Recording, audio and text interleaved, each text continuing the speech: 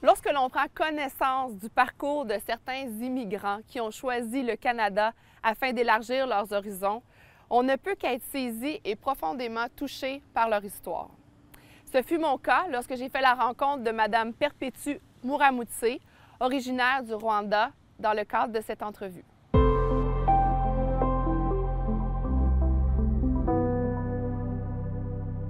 Pour bien comprendre votre histoire, on va retourner en 1994 au Rwanda dans une période très difficile.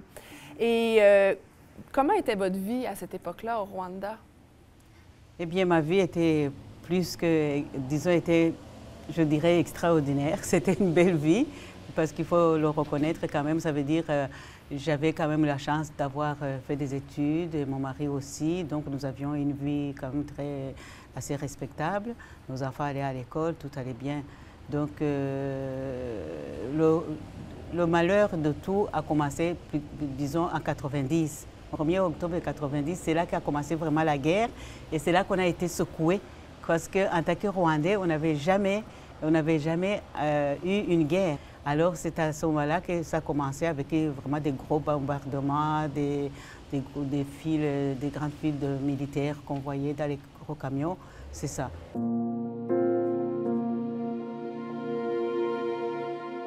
L'histoire du Rwanda est marquée par l'histoire coloniale.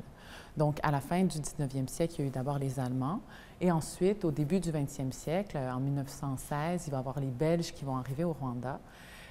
Et ces interventions européennes vont venir marquer les différences ethniques entre des groupes qui étaient déjà là, bien sûr, comme on connaît les Tutsis et les Hutus, mais les autorités belges vont imposer, par exemple, des cartes d'identification où on va faire la distinction entre ces groupes, ce qui va augmenter les tensions entre les groupes. Et malheureusement, même avec la décolonisation en 1962, ces tensions-là vont continuer de s'accentuer pour culminer en 1994. Donc, ce qui s'est produit en 1994, c'est au début d'avril, l'avion présidentiel va exploser pour des raisons encore nébuleuses. Il y a encore différentes théories sur qu'est-ce qui s'est passé. Les Tutsis vont être ciblés comme responsables de cet attentat. Il y avait déjà eu auparavant des appels à la violence envers le groupe des Tutsis, mais là, avec cet événement, ça va vraiment exploser. Ça va être 800 000 personnes qui vont mourir en l'espace d'un très court laps de temps, 3 mois. Donc, des Tutsis, beaucoup, aussi des Hutus, bien sûr. Et bien évidemment, devant ce chaos, des millions de personnes vont chercher à fuir le pays, dont Mme Muramutse. Ils vont s'en aller dans les pays qui vont être limitrophes au Rwanda, dont la République démocratique du Congo, qu'on appelle alors le Zaïre. Mme Muramutse va s'installer dans une ville qu'on appelle Goma. À Goma, juste pour donner une idée de l'ampleur des déplacements, c'est une ville qui comptait 20 000 personnes. Quelques semaines plus tard, elle en compte 500 000. Donc là, on a des camps de réfugiés qui vont se construire rapidement pour abriter tous ces gens. Mme Muramutse va d'ailleurs s'impliquer grandement dans ces camps de réfugiés. Puis ensuite, après la guerre, bien évidemment, tous les réfugiés vont prendre des parcours différents. Certains vont rester en Afrique, d'autres vont se diriger vers l'Europe, et certains, comme Mme Muramutse, vont se diriger vers l'Amérique du Nord, vers le Canada.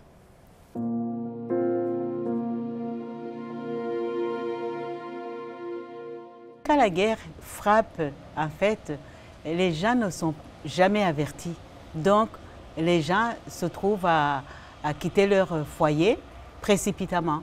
Alors, des fois, vous êtes avec vos enfants, s'ils sont jeunes, ou des fois, vous n'êtes pas avec vos enfants. Ça veut dire que vous pouvez aller au marché et c'est à ce moment-là que la guerre frappe.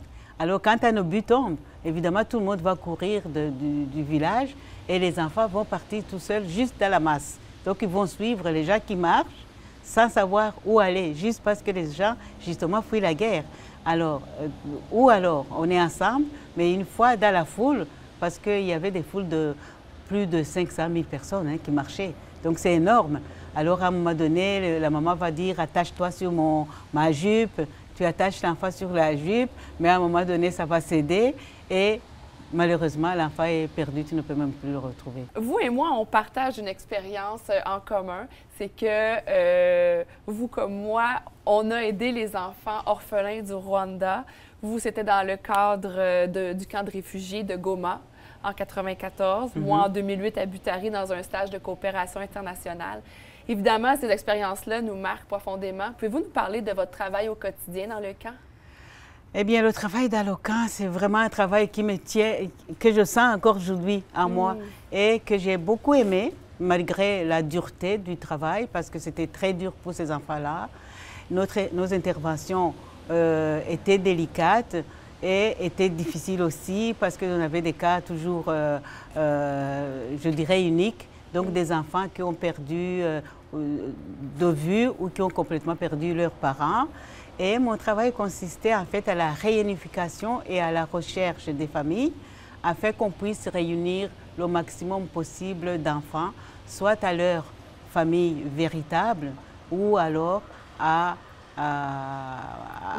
une famille d'adoption, mais non, plutôt à des familles à des personnes de leur famille élargie. Donc, il y a des poupons, il y a des enfants de 3 ans, il y a de 2 ans.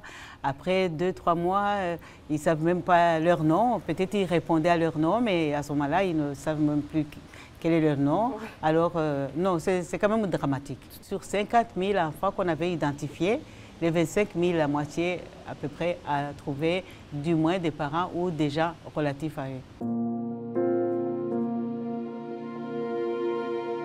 Comme il n'y avait pas beaucoup de Rwandais, Rwandaises à Montréal et qu'ils étaient dispersés, ce que ça fait, c'est que tu n'as pas l'effet communautaire. Souvent, dans le parcours d'immigration, on va retrouver des membres de notre communauté qui vont être capables un peu de nous expliquer les codes du pays d'accueil, de la ville d'accueil. Mais lorsqu'on se retrouve seul dans la grande ville et qu'on doit nous-mêmes décoder les nouvelles mœurs, les nouvelles façons de faire, les nouvelles normes, mais là, c'est encore plus difficile pour les personnes de s'intégrer à la nouvelle vie. C'est encore un plus grand défi. Comment s'est passée votre première année à Montréal? Oh, chaotique. Chaotique, justement. Je vous dis que le Canada, c'est un pays de paix, un pays riche, comme on le savait chez nous. Ouais. Ben, ici aussi, de toute façon, le Canada est encore un pays riche. Mais là, c'est l'année où j'étais la plus pauvre de ma vie. Je n'avais jamais été aussi pauvre de ma vie. Sincèrement. Malgré l'aide? Malgré l'aide, oui, malgré l'aide. L'aide, c'est tellement peu. Mais c'est comme ça que ça doit... Il y a déjà ça. Mais disons, par rapport aux besoins qu'on a sur place, c'est très, très peu. Parce qu'il faut se loger, il faut louer un appartement, il faut manger, il faut se déplacer. Alors, avec ça, moi, à un moment donné, je n'avais même pas $1 pour faire une double de clé. Quand je venais, ça veut dire que j'avais vraiment enthousiasme de venir, bon, de dire, OK, quand on sera au Canada, on sera au moins sauvé. Mais la réalité m'a rattrapée, donc sur le champ, je me suis sentie seule. Vous avez vécu de l'isolement. De l'isolement. Et ça, c'est un sentiment que vraiment, en Afrique en général, j'ose le dire, et en particulier au Rwanda, donc on n'a pas ça. Ce sentiment d'isolement n'existe pas, tout simplement parce qu'il y a tellement de monde autour de vous. Il y a d'autres problèmes, ça c'est sûr. Mais l'isolement n'existe pas.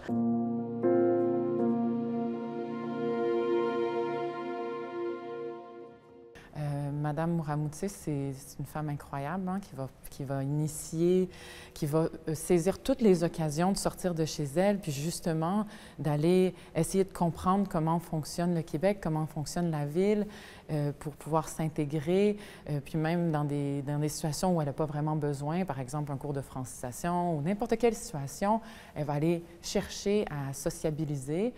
Et puis, puis c'est comme ça aussi d'ailleurs qu'elle va s'impliquer au collectif des femmes immigrantes du Québec, par exemple. Donc, elle va s'impliquer dans des organismes qui vont lui permettre de s'intégrer, de s'impliquer dans la société. Vous travaillez dans les bibliothèques de Montréal, de Laval et dans la communauté. En quoi consiste votre mandat? Eh bien, mon mandat, en fait, c'est un mandat que j'ai développé moi-même, mais aussi que j'ai reçu de la ville de Montréal et de la ville de Laval. Donc, c'est 3 choses à la fois. Donc, à la ville de Montréal, c'était un mandat de donner le plaisir de lecture donc, aux enfants et aux parents Et après, comme j'habite à Laval, j'ai aussi donc contacté les bibliothèques de Laval afin que je puisse justement déployer mon savoir au niveau des bibliothèques de Laval et au niveau des parents surtout. Alors j'ai ces 3 mandats et autres c'est dans la communauté. La communauté ça veut dire, ça peut être dans les écoles, ça peut être dans les organismes communautaires, ceux qui m'invitent. On a été même j'ai été même jusqu'à Chicoutimi et à l'île du Prince-Édouard avec mes petits contes. Donc c'est pour dire que petits contes font leur petit chemin. À un certain moment, vous avez décidé d'émigrer au Canada. Qu'est-ce qui vous a motivé à venir vous installer ici? Eh bien, ce qui m'a motivée, c'est que le Canada a été entendu et connu de partout comme un pays de paix. Et d'ailleurs, la preuve, on a la paix. Alors, ici, on ne peut pas s'imaginer facilement un pays en guerre. Mais moi, maintenant, je connais les deux. Oui. Je connais un pays en guerre et un pays en paix. Donc, ici, au Canada, on est en paix. Et le Canada est connu quand même pour ses valeurs universelles de droits de la personne, d'égalité entre hommes et femmes. Donc, même si ici, on relativise, mais c'est déjà comme... un gain. Oui, c'est déjà extraordinaire. Donc, pour moi, le Canada, pour moi, vraiment, c'était le meilleur pays.